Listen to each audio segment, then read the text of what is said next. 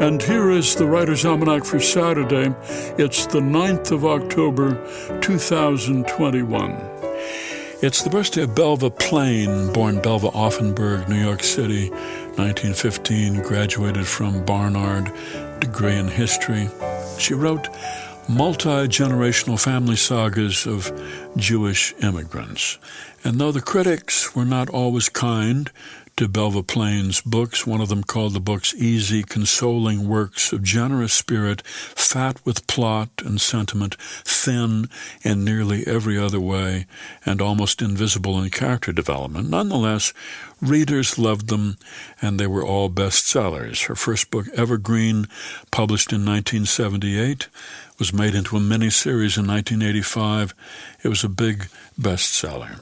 She wrote longhand in spiral notebooks, and she produced a novel about every year or so. It's the birthday of John Lennon, born Liverpool, England, 1940, during a German air raid. His mother, Julia Stanley, was a free spirit, married a sailor named Freddie Lennon on a whim. Freddie managed to be gone most of the time, and Julia gave the little boy to her sister Mimi to raise. He didn't show much musical inclination as a child, but he did love drawing and reading. He loved Lewis Carroll's Alice's Adventures in Wonderland and The Wind in the Willows and the Just William stories by Richard Crompton. He was bright, often in trouble in school, and when Elvis Presley came on the scene in 1956, it became the focus of the boy's life. When he was 17, John Lennon formed his own band, the Quarrymen, and soon after that, Paul McCartney and then George Harrison joined. And by 1960, they were calling themselves the Beatles. Here's a poem for today by Deborah Cummins, Another Life. My mother, 18, the summer before she married, lounges belly down in the sun, books and grass all around her, her head on her hands propped at a jaunty angle. She smiles in a way I've never seen at something beyond the camera. This photograph I come back to again and again invites me to rewrite her life. I keep resisting, certain I'd have no part in it, her firstborn, though not exactly, a boy first, 2 months premature.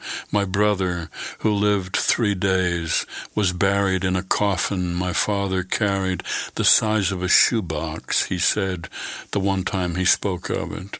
And my mother, too, offered only once that she was pregnant, and so they married.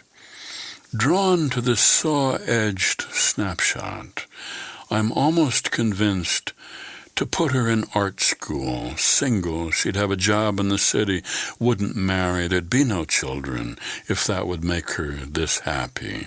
But I'm not that unselfish or stupid. And what then, too, of my beloved sister? Her son I adore. So let me just move her honeymoon from the Wisconsin Dells to the Caribbean. Let the occasional vacation in a Saugatuck cabin be exactly what she wanted. The house she so loved she won't have to sell. Winters, there's enough money to pay the bills. There are no cigarettes, no stroke, no paralysis. Her right hand lifts a spoon from a bowl as easily as if it were a sable hairbrush to an empty canvas, and the grass that summer day on the cusp of another life is thick, newly mown, fragrant. A poem by Deborah Cummins, Another Life, from her collection Counting the Waves, published by Word Press and used by permission here on the Writer's Almanac, funded by donations from listeners like you, now available on PRX for distribution by your local radio station. Be well, do good work, and keep in touch.